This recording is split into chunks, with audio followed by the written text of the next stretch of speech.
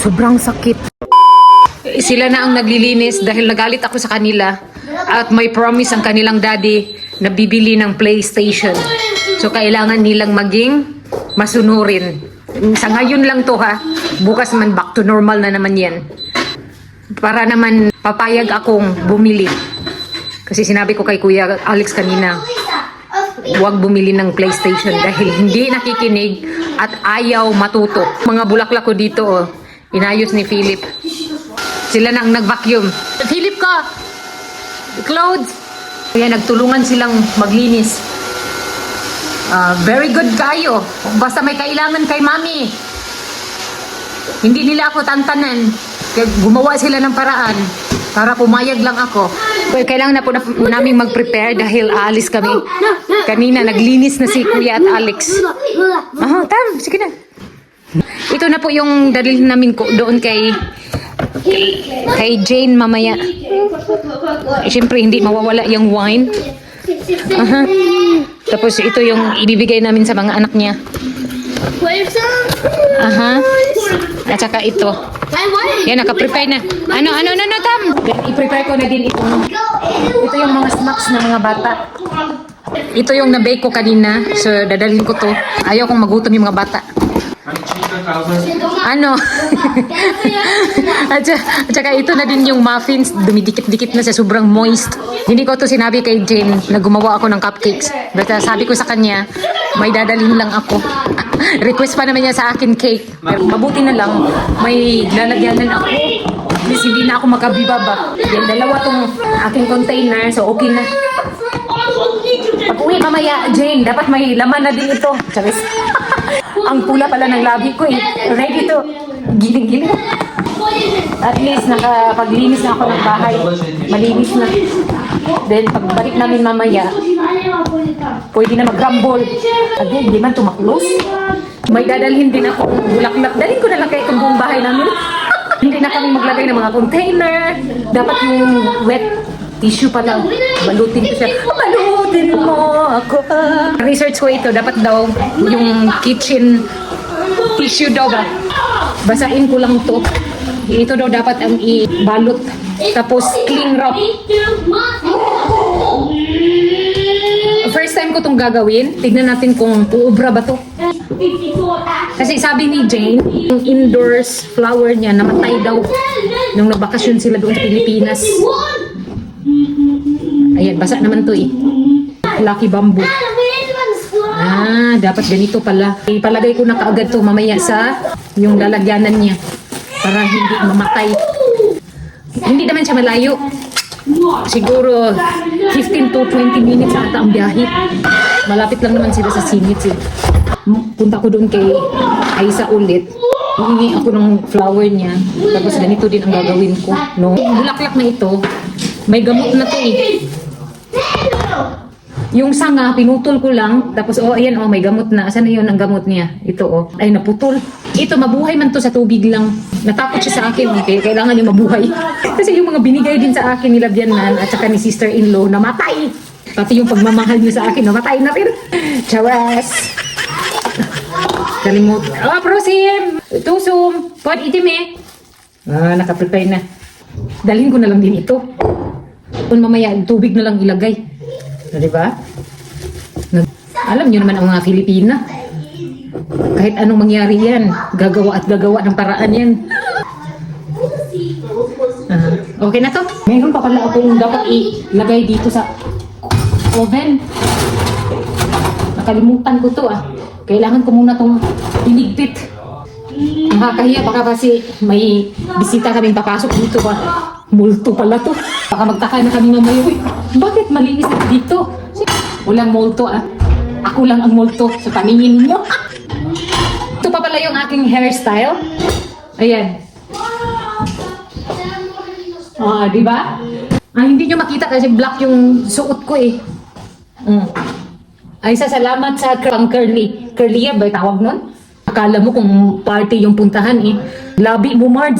Sobrang pula. Mas maigi yung pula para igat. Nagmamadali na si Kuya Alex. Amo ko kasi sila eh. Ako yung housemaid na walang kasing ganda. Ito yung aking outfit for today. Mag-disco lang kami doon sa bahay ni Jane. Naka-heels ako today. Dahil matagal ko na itong hindi nasuot eh. Hindi naman to warm. Konting boots lang yan. Hindi pa naman masyadong mainit sa labas. Oh. Pero ang cute nun, pang spring at saka autumn. Salamat talaga, Aisa. Magtaka talaga si Jane mamaya, "Uy, ate, saan ka pupunta? Ba't to do? Papaganda mo." Minsan lang kasi ako lalabas, Day. Hayaan mo na ako. Kapag ako nakalabas ng hawla, tignan nyo. Diyan naka-outfit na kaagad si Maji. Sa susunod na outfit ko, ano na, pick short. Pakita ko na yung kigul kong, Diyos ko, mas maitim pa sa lubot kaldero. Where are we going? Mommy, and we will do this. The flower you die. Okay, dobre. We are in Horba Bursa. It says 50? Ah, yeah, that one, 50.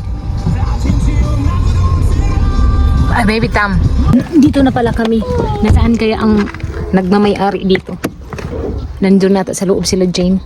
Na pala ako sa loob ng bahay ni Jane. Ayan siya. Tapos, Toto, yeah. I got here, Toto.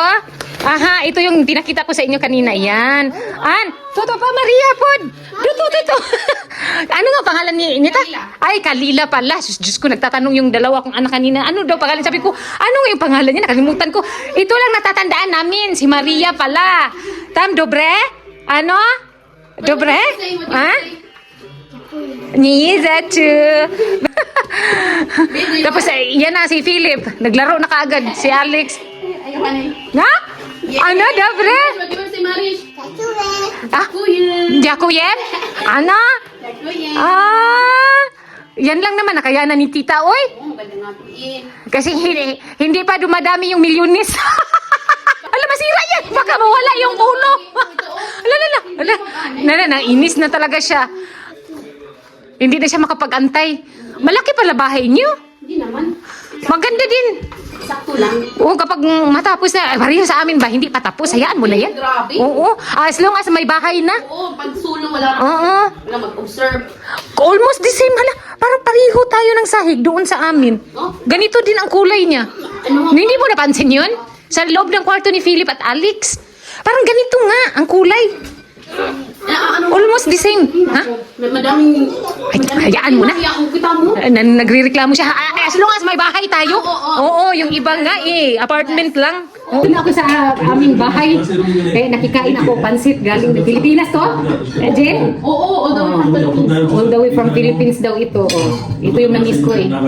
Pumunta lang pala dito no, para kumain. Buti na lang kamo, hindi ako kumain kanina ng tanghalian. Kung yung taste ba, hindi ko alam kung... Taste daw eh. Okay? Ay, magarap naman. Ilagyan ko ng manghang. Nagkikain ako sa'yo. Niluto niya.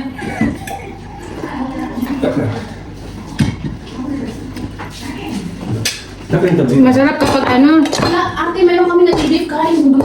Ha? Ha? Mayroon ako ditong beef curry, te. Te, maanghang to. Daddy, you want to eat noodles? I'm eating this now. I'm not eating it today. Okay. Because I get the one. Baby. I don't know. Ayaw daw niya. Sige, ikaw na. So, ano ba yan? Okay na to. Ito pala yung mango float ni Jane. Coffee graham yan, te. Ay, coffee graham pala daw to. Hindi pala mango float kasi yung mango bumalik doon sa puno. So, ako daw ang unang kumain nito. Damihan ko na lang kasi pang isang taon na ba? Nakakahiya naman sa madlang people. Ako yung nauna. Pinakain na niya ako nito. Kainin ko kaya to lahat. Kasi ako nauna eh. Marami na no.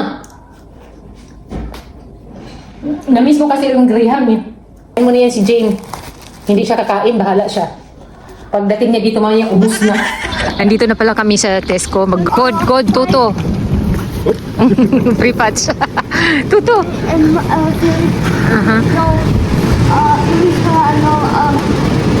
Ano kuya, nandito na kami sa loob. Hindi matanggap ni Kuya Alex na matalino ang kanyang dating kaibigan. Sabi ko sa kanya kasi na hindi na kailangan ng ina na magturo sa kanya. Alex ko, Pochkay.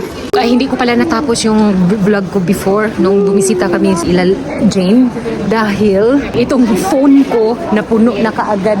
Nag-full memory na, pati yung utak ko full na rin. Favorite place namin. Ay, anyway, may 20% discount pala kami ngayon. So, 2 times a year lang ito mangyayari. Minsan, 3 times a year. Depende sa points na makukuha namin kasi nag-rely lang kami sa yung stamp. Okay na rin yung 20% discount. So, okay na kasi kami ng Tesco every Saturday kami nandito. Anong meron dito? Bulaklak kasi spring na pala. Today is the first day of spring. Kaya marami silang mga pabulaklak. Mahal din ito. Nako. May 2 euros. May 2 euros, then 3 euros. Mahal. Ayoko niyan. Hihingi lang ako kay Bianan. Alam nyo naman, nabuhay ako sa puro na lang hingi. Pero yung hairstyle ko, same looks like doon sa noong nagbisita ako kay Jane. Ano, ang kaibahan lang, ano lang ito ponytail. Nung nakaraang araw pa pala, Diyos ko, sa trabaho, nabangga ako doon sa hagdanan. May ni-repair ata sila, sir, doon sa rooftop. Nakulod, nabangga ako. Tingnan mo, na-disgrasya ako, oh. Ayan, oh. Sobrang sakit. Hanggang ngayon, masakit pa rin. Hindi ko mahilamusan ng maigi. Hindi ko malagyan ng cream. Mahapdi. Oh, akala ko nga dumugo. Naglinis ako ba? Hindi ko na malaya. Nandito na pala. Nagulat nga si Vladimir kung bakit daw may bukol ako sa noo. Sinabi ko sa kanya, gamot sa bukol, meron ka? Wala pa pala Ilang beses na din ako na-disgrasya dyan sa trabaho. Paulit-ulit.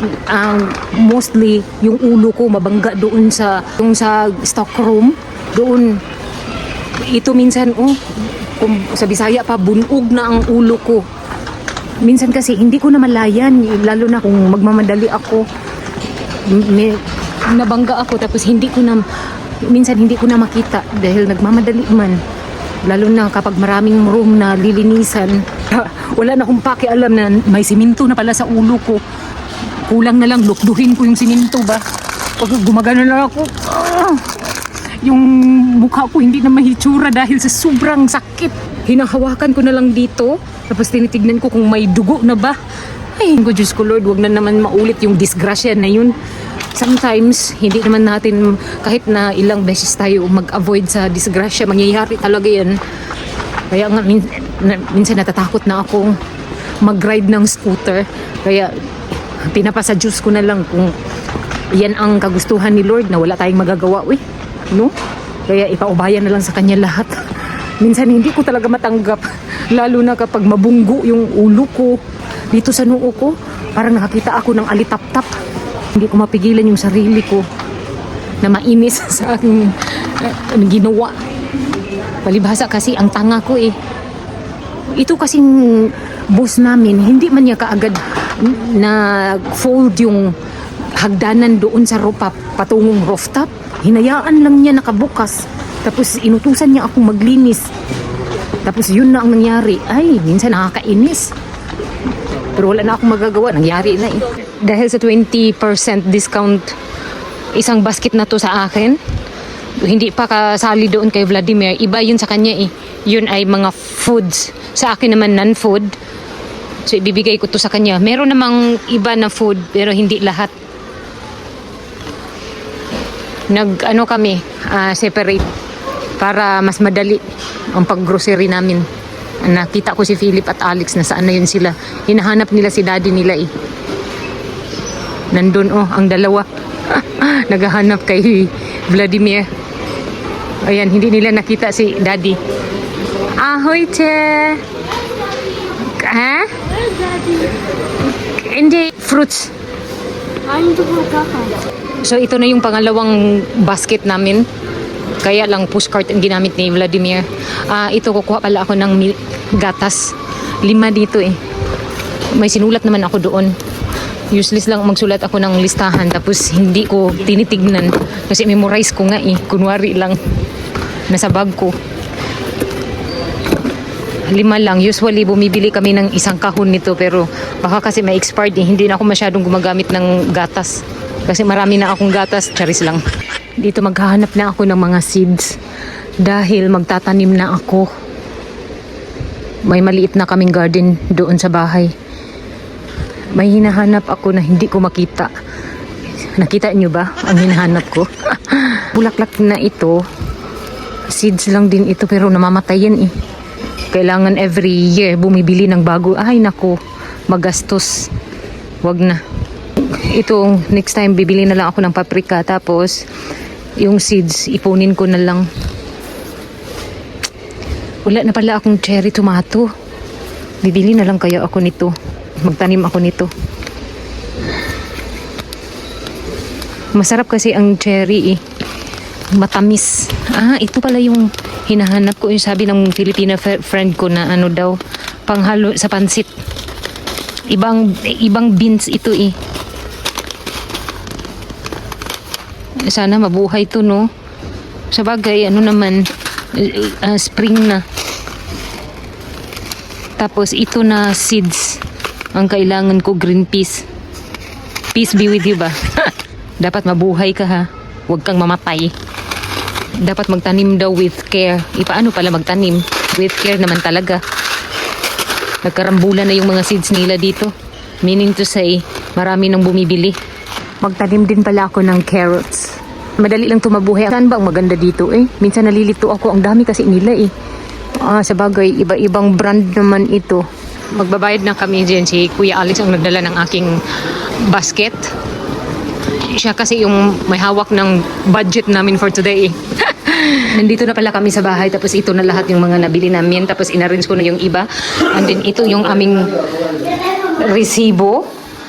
Tapos ito yung nabayaran. Pero hindi pa rin nakaabot ng 100. Mangyari lang ito kapag may 20%. Kapag wala, hindi ganyan. Masyadong mahal na yan eh. Minsan ayaw ko din ng ganito kadaming grocery. Ang daming dapat i-arrange. Dapat yung kunti lang to eh. Tinamad na ako eh. Ito namang binili namin. Ito usually binibili every week. Yung the rest, mga ano na to, and food. Gamit din ito.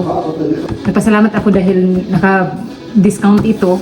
Mabango talaga to. Promise. Dumikit siya sa damit.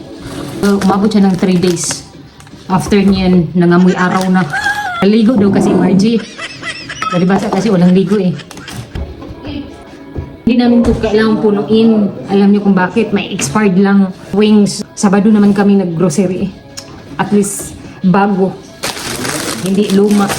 At ayaw ko din na may mga, yung mga ano namin dito, chine-check ko yan. Baka kasi may expired na, dapat unahin yun. Sayang sa pera, Diyos ko. Hirap pa naman magtrabaho, tapos maliit lang sahod, ang mahal ng bilihin. Huwag puro gasto. Mag-ipon din kapag may time. Hanggang maaari, huwag na lang kumain. Para makaipon. At nang makauwi na sa Pilipinas, ano na? Ini-imagine ko na ano kayo ang lasa ng isda. Baka tinapan ang lasa. Hanggang dito na lang ang nagtatapos ang maligayang araw. Bye yours!